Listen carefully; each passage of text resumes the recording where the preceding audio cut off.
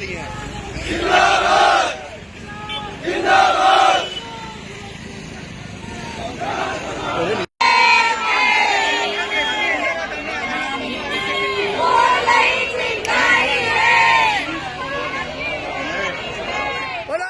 ભારત સરકાર દ્વારા જે 44 લેબર મજદૂર કાયદાઓને રદ કરીને 4 લેબર કોડ જે અમલમાં મૂકવામાં આવ્યા છે, આ 4 લેબર કોડ એ અંગ્રેજ નીતિથી પણ વિચિત્ર લેબર કોડ છે કે જ્યારે બંધારણીય હકોની જ્યારે વાત આવે અને બંધારણના નિયમો પ્રમાણે જ્યારે મજૂરોના હક મળ્યા હોય, મહિલાઓના હક મળ્યા હોય, 8 કલાકની નોકરીની વાત હોય ત્યારે 8 કલાકના 12 કલાક કરી નાખવામાં આવ્યા છે.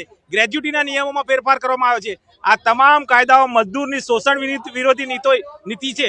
મજદૂરોની સાથે જે અન્યાય છે એની સાથે જ્યારે ઓલ ઇન્ડિયા એટલે ભારત બંધનું આજે એલાન હોય ત્યારે વડોદરાની અંદર સંયુક્ત કામદાર સમિતિ અને સંયુક્ત ટ્રેડ યુનિયન સમિતિ દ્વારા તમામ ટ્રેડ યુનિયનો સેન્ટ્રલાઇઝ અને લોકલ ટ્રેડ યુનિયન સાથે સાથે જોવા જઈએ તો સીટુ, આઈટુક, ઇન્ટુક આ તમામ યુનિયનો અને આ યુનિયનોના સાથે સાથે એમના આગેવાનો અને આંગણવાડીની મહિલાઓ કે જે જેમનું શોષણ થઈ રહ્યું છે, કાયમી ધોરણે નોકરી હોવા છતાં પણ એમને આઉટસોર્સિંગ અને એમના કાયમીના હક ત્યારે એવા હકથી વંચિત લોકો કે જેમને કાયમી નોકરીનો હક મેળવવાનો હોય એના બદલે જે કાયદાઓ છે ને કોન્ટ્રાક્ટ પ્રથાને મજબૂત કરવાના ઉદ્દેશથી અંગ્રેજોની નીતિ અમેરિકાની સાથે કેટલીક સ્કીમો મૂકીને આજે આ સરકાર જે બેવડી નીતિ અપનાવી રહી છે એના વિરોધમાં સમગ્ર ભારતના આજના આંદોલનને વડોદરાના ટ્રેડ યુનિયન દ્વારા હવે આજે અમે 12 તારીખ સંયુક્ત ટ્રેડ યુનિયનની હડતાલ છે એની સાથે અમે બી અમારા પ્રશ્નો લઈને ગુજરાત આંગણવાડી કર્મચારી સંગઠનના આંગણવાડી વર્કર, હેલ્પર અને આશા વર્કર ફેસિલિટર આજે અમે હડતાલમાં જોડાયા છે.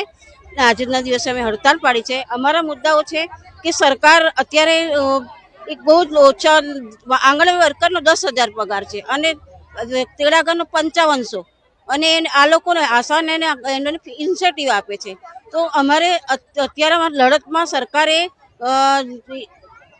આ હાઈકોર્ટનો ચુકાદો આવ્યો હતો એની અંદર સરકારે કે લઘુત્તમ વેતન ની રીતે એમને બહેનો આંગણવાડી કાર્યકરને 24,800 અને તેડાગરને 20,300 એ રીતે ચૂકવવાનો હાઈકોર્ટનો ચુકાદો હતો અને ઓર્ડર કર્યો, પણ અત્યાર સુધી સરકારે એનો અમલ કર્યો નથી. અને એ સિવાયની અમારી બધી માંગણીઓ છે કે જે સરકારે કુપોષણ દૂર કરવા માટે જુદી જુદી યોજનાઓ બહેનો પર લાદે છે, પણ એ પ્રમાણે સરકાર એમને કોઈ પોષણનો સામાન આપતા નથી.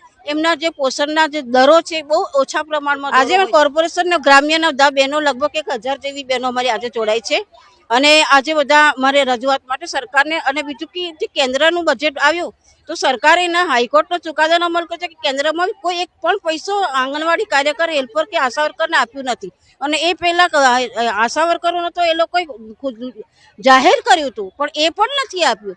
અને હવે 16 તારીખે હવે પાછો બજેટ ગુજરાતનો છે તો એના માટે આજે અમે તૈયારી રૂપે આવ્યા છે કે સરકાર અમને કંઈ આપે અને નહીં આપે તો આના પછી અમે ઉગ્ર આંદોलन કરીશું.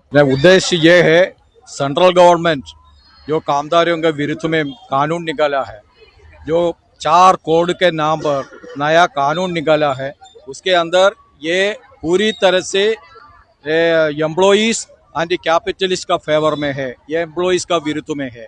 ये एक पॉलिटिकल डिसीजन है.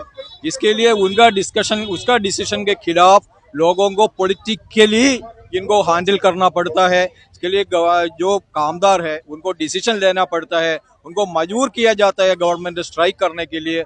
हम इसके लिए आज देशव्यापी आंदोलन का ऐलान किया है. आज देश पूरा हड़ताल में है. लोग ये देश का 30 करोड़ कामदार आज रोड पर है. वो लोग मांगनी कर रहे हैं ये 4 लेबर कोड जो गवर्नमेंट ने इम्प्लीमेंट किया है उसको वापस ले. ये वापस लेने तक हमारा लड़ाई चालू रहेंगे, लड़ाई करते रहेंगे, जीत तक लड़ाई हम करते रहेंगे.